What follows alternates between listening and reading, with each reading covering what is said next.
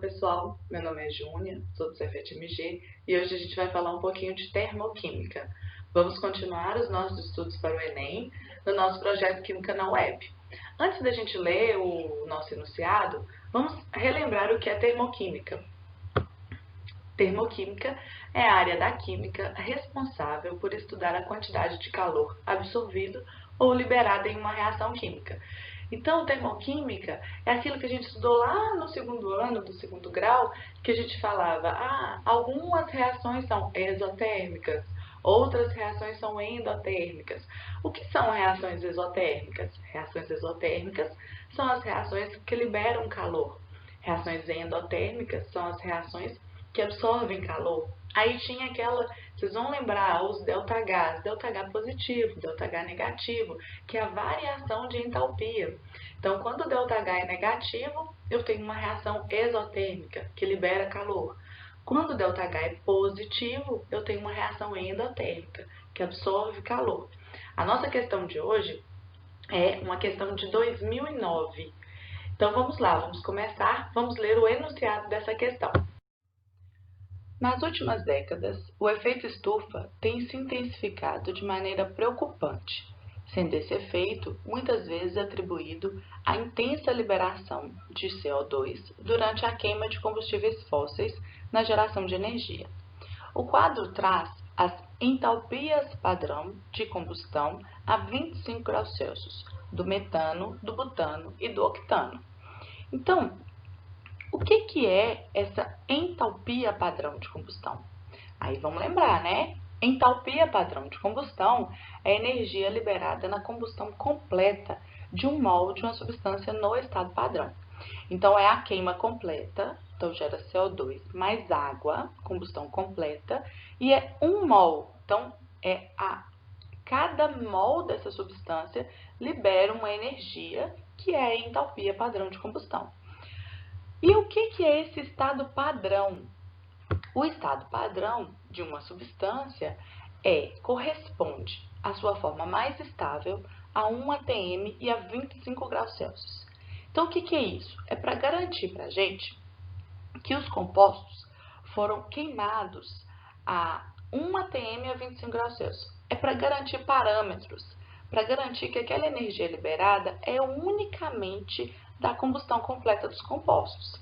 Aí, vamos dar uma aumentadinha aqui nesse quadro para ficar mais fácil da gente enxergar. O que esse quadro traz para a gente? Traz os compostos que ele citou no enunciado, as fórmulas moleculares de cada um deles, a massa molar, então é a massa de 1 mol, isso que é massa molar, e a energia liberada na combustão de cada um deles.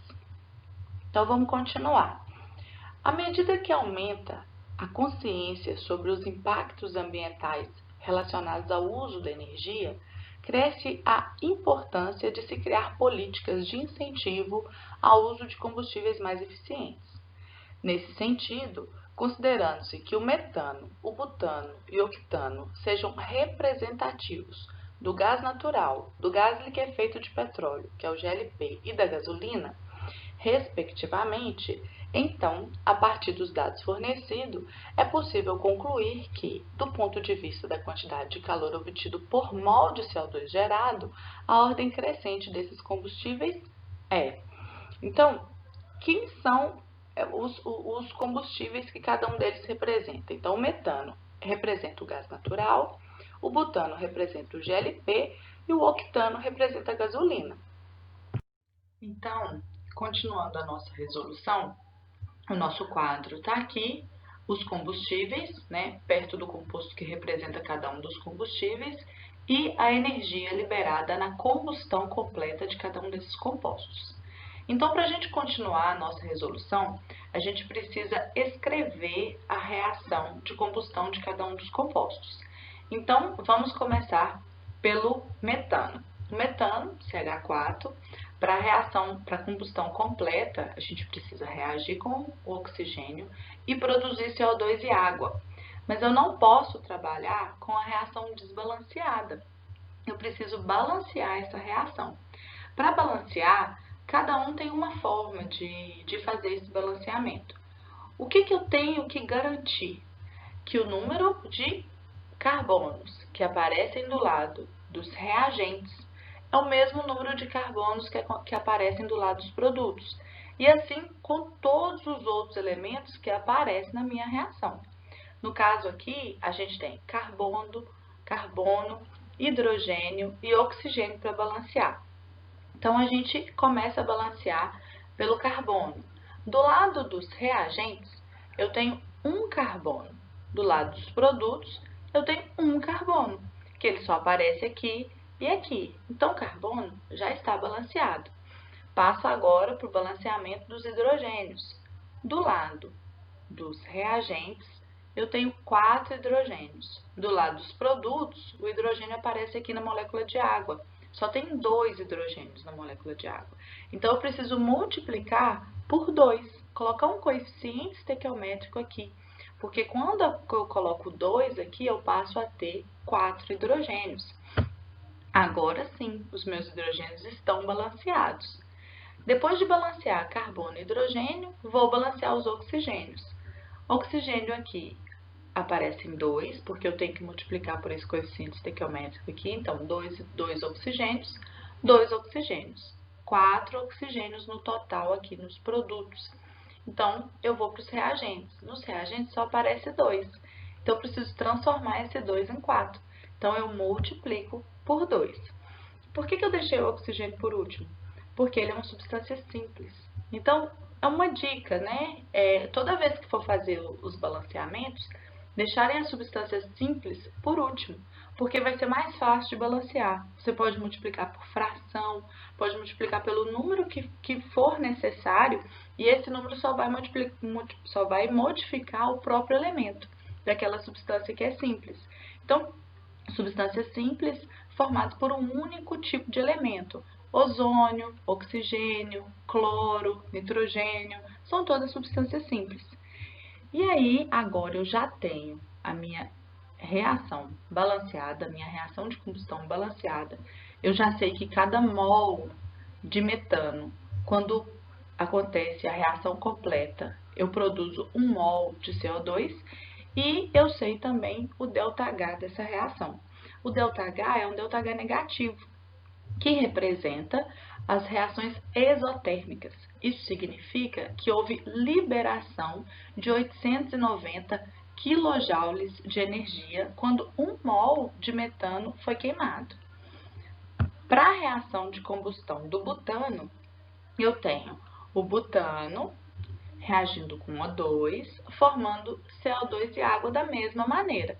Aqui já está balanceado e o ΔH. Então, o que significa isso? Que 1 mol de butano, quando eu queimo 1 mol de butano, é produzido 4 mols de CO2 e a energia liberada é 2.878. Agora, o octano. O octano, quando ele é queimado, a reação da mesma forma, né? Reage com O2, produz CO2 e água, e quando o octano é queimado, é produzido 8 mols de gás carbônico, CO2, e a energia liberada é 5.471 kJ a cada mol de octano que é queimado. E aí, a gente precisa, então, voltar para o enunciado. O que o enunciado quer? O que é interessante? Qual que é a pergunta?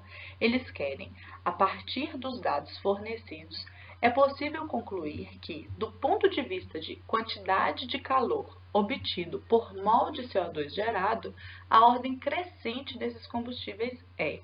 Então, o que eu preciso fazer? Além de analisar a quantidade de energia liberada, eu preciso dessa quantidade de energia por mol de CO2.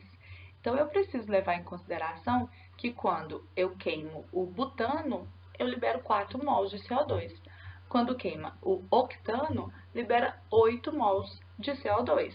Então, isso é preciso ser levado em consideração. Então, vamos fazer a nossa análise.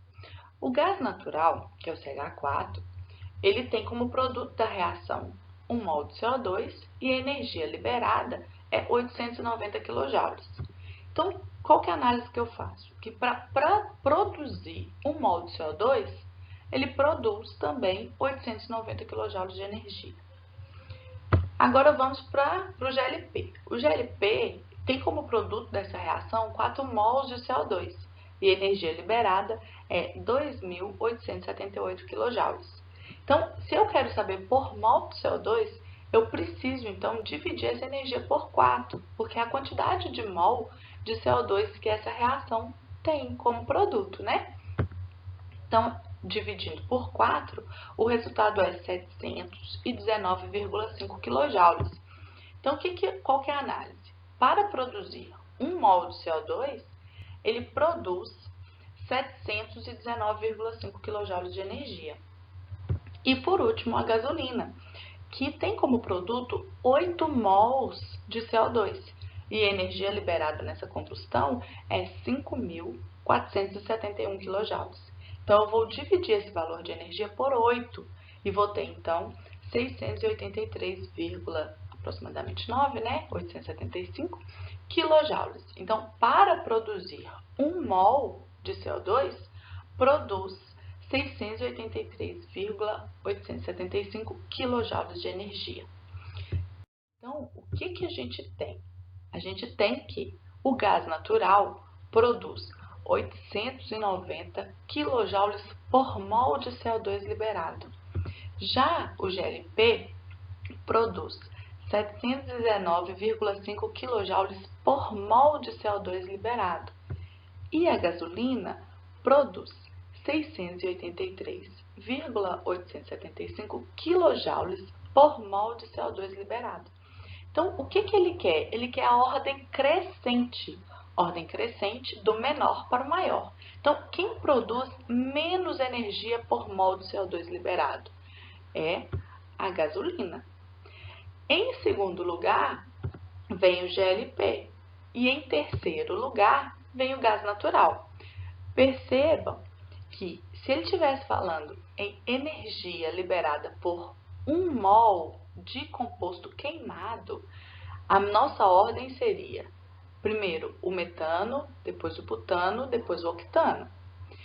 Como ele falou energia por mol de CO2 liberado, inverteu. Em primeiro lugar, a gente tem a gasolina, que é o octano.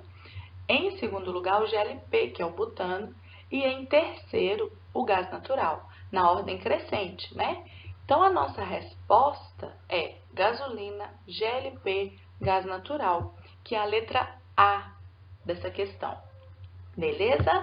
Então é isso, pessoal. Eu espero que vocês tenham gostado, que tenham aproveitado bastante mais esse vídeo aqui do nosso canal. Eu desejo tudo de bom para vocês, que vocês arrasem nesse Enem. Beijo!